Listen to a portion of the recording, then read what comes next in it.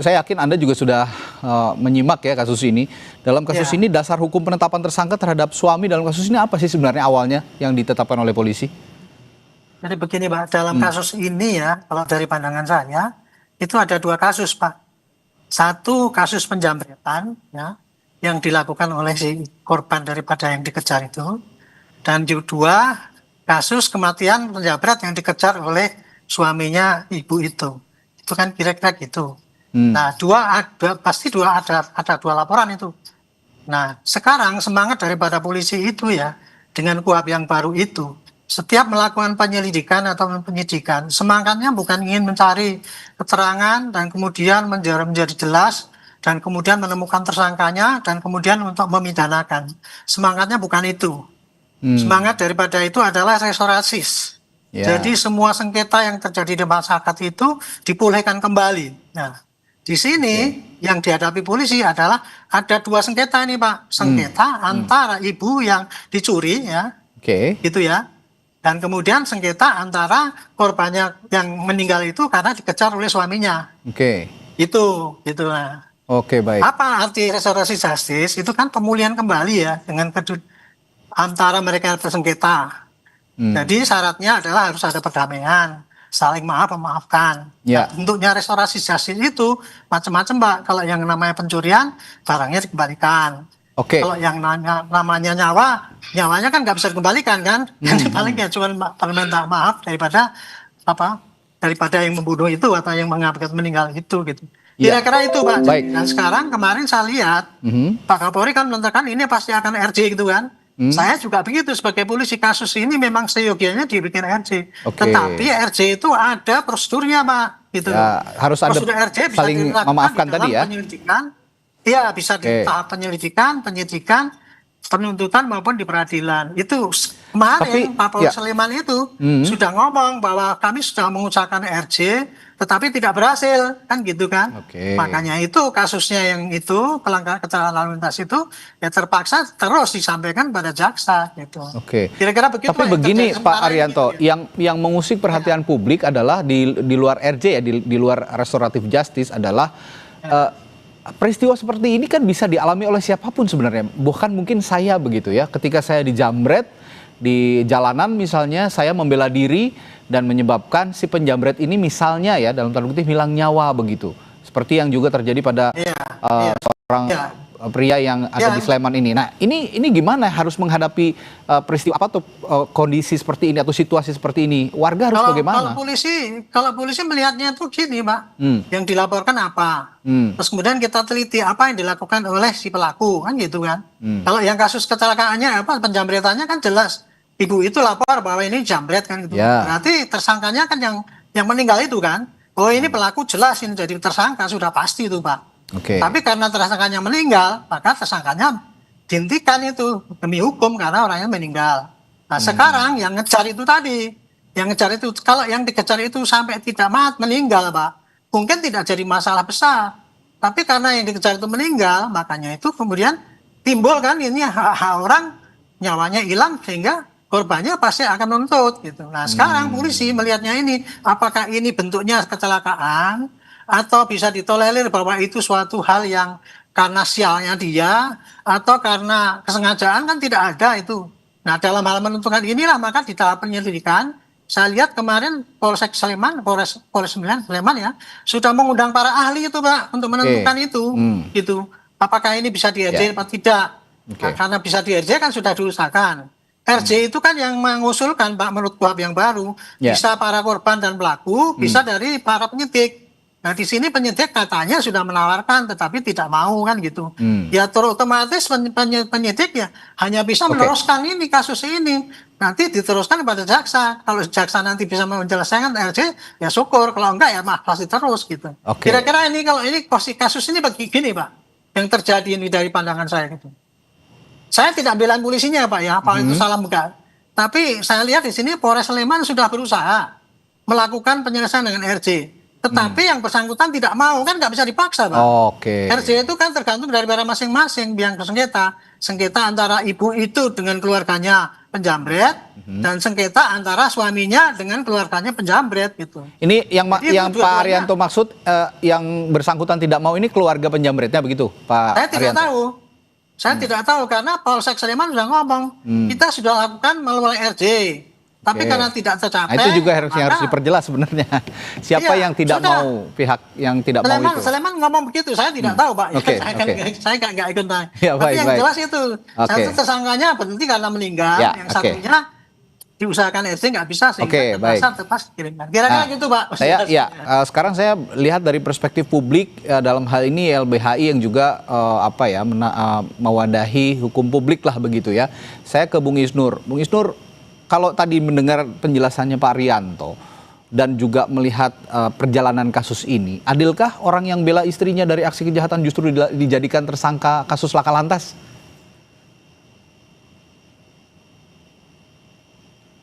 Bung Isnur? Iya. Ya. Semoga suara saya jelas ya? Ya, silakan. Suara saya jelas nggak? Silakan, jelas Kak. Jelas, Bung Isnur. Iya. Iya, dalam gini, pertama ada beberapa hal yang harus diperhatikan ya.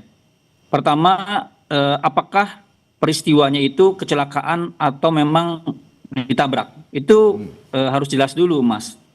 Karena kalau kecelakaan akibat lalai itu kan berbeda gitu. Misalnya dia ngejar ya. Kalau dia kecelakaan bukan karena kesalahan dari hak gini gitu. Itu berbeda dengan kalau dia memang niat menabrak orang ini. Itu berbeda konteks, berbeda penerapan pasalnya, berbeda unsur perbuatannya. Ini akan mempengaruhi semuanya. Nah, saya tidak bisa menilai karena itu ranahnya adalah ranah dari Hogi ya dan juga para penyidik ya. Itu penting sekali karena konstruksinya sangat berbeda. Kalau kemudian di kecelakaan ya, bisa ini kan sekarang kita menggunakan pasal ancaman 6 tahun ya, yang di Undang-Undang Lalu Lintas. Saya lihat pasal-pasalnya gitu. Itu kan kalau kita baca RJ, Mas. Nah ini kita perlu tahu dulu publik nih sebenarnya peristiwa seperti apa. Apakah murni kecelakaan seperti dijelaskan oleh penyidik atau oleh Hoginya atau bagaimana? Kalau kecelakaan maka dia tidak, tanda kutip misalnya dia ngejar-ngejar, terus dia dia nabrak kecelakaan yang lain, itu kan bukan kesalahan dia. Ini pertama yang perlu dijelaskan dulu oleh oleh semua pihak gitu. Yang kedua gini, ini sesuatu yang sangat sering terjadi di lapangan. Dalam artian apa sih fenomena ini dalam kriminologi gitu? Sesuatu pertama kita patut khawatir ya, karena apakah angka penjamretan ini terus terjadi? Karena upayanya nanti penyelesaiannya harus juga bukan hanya menangani kasus, tapi juga bagaimana menghentikan atau menyetop atau ke depan bagaimana kriminologi itu meminimalisir kejahatan. Yang kedua adalah ketika ada kejadian, ini kan butuh literasi hukum. Kenapa dia mengejar? Apakah misalnya ketika dia dapat kejahatan, dia tidak percaya ketika dia lapor? Ini kan tantangan juga penegakan hukum, Mas. Maksudnya gini, kan fenomena main hakim sendiri adalah sebuah efek dari tanda di mana orang mulai tidak percaya hukum. Maka dia main hakim sendiri, ya. Banyak kasus yang sebelumnya di Pati ya, atau di mana sebelumnya di Tangerang, itu makin banyak tuh kejadian seperti ini. Gitu. Jadi kita perlu khawatir juga dalam artian hukum harus benar-benar tegak, adil, sekaligus juga humanis dan tegas. Kenapa? Karena kalau orang nggak percaya hukum, maka berangkatnya atau menuju kekeosan. Orang main hakim sendiri, nggak percaya tuh. Nah, kalau semua orang main hakim sendiri, hukum jadi nggak tegak dan bisa jadi makin bahaya ke depan, hukum rimba yang adanya gitu. Ini yang kedua, Mas. Yang ketiga adalah untuk RJ-nya ini pertanyaannya di RJ di penyidikan dan RJ di kejaksaan. Ini kan masing-masing juga punya kewenangan ya. Ini menarik. Ini menarik ketika Bung Isnur tadi mengatakan aksi main hakim sendiri ini mungkin ini tanda-tanda warga masyarakat gitu ya, publik ini sudah tidak percaya dengan penegakan hukum. Saya jadi teringat kasus di Bekasi. Saya ke Pak Arianto lagi. Tadi agak tersendat-sendat komunikasinya, Bung Isnur mungkin bisa diperbaiki lebih baik lagi sambungan komunikasinya. Saya sambil perbaiki, saya ke Pak Arianto lagi. Pak Arianto, saya teringat jadi peristiwa di Bekasi ketika ada warga menangkap maling ya di sana, dilaporkan ke kantor polisi, tapi tidak diterima oleh polisi karena ya katanya percuma katanya nanti juga akan bertindak hal yang serupa. Nah ini tadi disinggung oleh Bung Isnur, apa ini tanda-tanda bahwa publik tidak percaya dengan penegakan hukum yang dilakukan oleh polisi. Bagaimana merespon soal ini? Itu kan gejala ya. Publik itu saya kira dalam teori kriminologi yang saya pelajari ya memang kayak gitu, Pak. Publik itu ya malas lapor kepada polisi apabila dia tidak yakin bahwa kasusnya akan selesai. Itu ya. Kemudian yang kedua, korban itu kadang-kadang malas pada polisi karena apa? Kehilangan waktu lah, belum tentu berhasil lah, kemudian ribet lah, belum nanti dipermainkan oleh polisinya. Itu memang kendala-kendala daripada orang yang tidak lapor kepada polisi gitu. Nah, ini pelajaran ini ya Pak ya, itu tadi disampaikan oleh Pak Susnur gitu. Ini kan semacam kayaknya kan contoh daripada main hakim sendiri di lapangan. Sorry ya, kayak gitu bisa ditafsirnya kayak gitu. Seperti yang di Bekasi itu kan. Jadi kalau saking jengkelnya sama begal sekarang udah nggak usah ditangkap langsung dibakar aja kan kayak gitu kan. Gitu. Yang kayak gitu kan nggak boleh di Indonesia. Makanya itu Pak dalam kasus ini Pak itu ya kebetulan saya yang bikin undang-undang lalu lintas saya Pak waktu itu. Gitu. Itu memang ancaman daripada kecelakaan lalu lintas itu sangat berat gitu ya. Karena kalau orang karena lalainya itu menimbulkan mati orang itu berapa saya lupa hukumannya berapa gitu.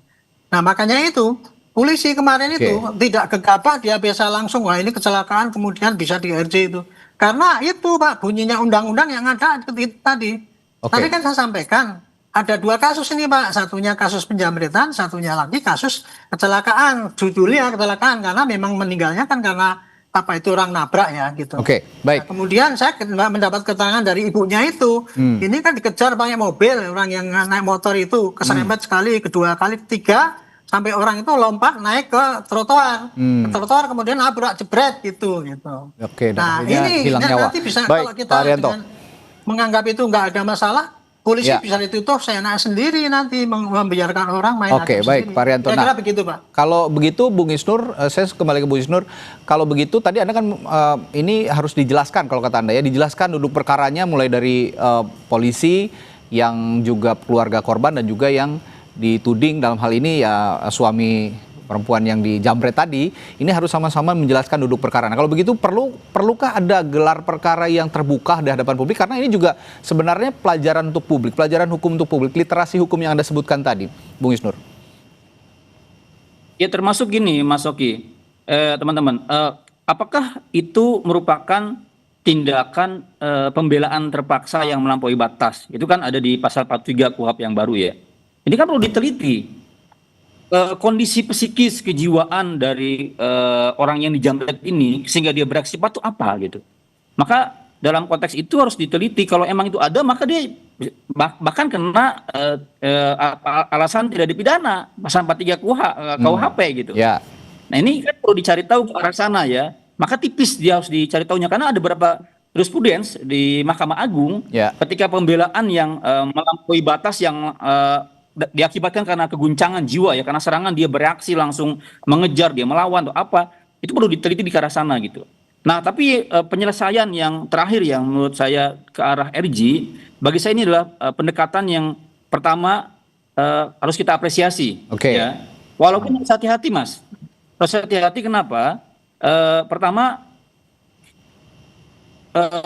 publik kemudian menjadi ngejudge si tindakan Mas ini adalah bersalah apa tidak. Karena RJ adalah bentuk pengakuan bersalah. Betul. Itu yang saya permasalahkan tadi. Kan, karena RJ salah satu bentuk pengakuan. Iya. Kalau dia mau fight ya atau kemudian di kasus lain lah ya. Ini kan sebenarnya bentuk pengakuan bersalah. Tapi karena mungkin tidak kuat menjalani proses dan lain-lain, itu pilihan. Jadi itu diserahkan kepada pihak tertentu atau misalnya orang tersangka tadi gitu. Nah tapi yang kedua ada hati-hatinya gini Mas, hati-hatinya di perkara lain ada banyak riset, ada banyak laporan. Apalagi sekarang RJ dibuka untuk kewenangan penyelidikan. Ini kan kalau saya tadi masih ragu kan ini pidana bukan gitu. Nah bahkan sekarang ada kewenangan penyelidikan dalam situasi yang belum jelas tindak pidananya. Nah, khawatirnya ini menjadi ruang transaksi, Mas. Betul. Ruang transaksi, Baik, Bung Isnur. Kemudian ruang pemerasan oleh aparat itu Ya, yang hati-hati. baik Bung Isnur. Ini tampaknya memang harus dijelaskan ulang sepertinya ya, duduk perkaranya nanti kalau memang sudah reda, semuanya sudah berdamai, dan memang dalam kondisi seperti ini, restoratif justice menjadi apa ya, menjadi jalan tempuh yang paling baik sepertinya untuk menyelesaikan kasus ini.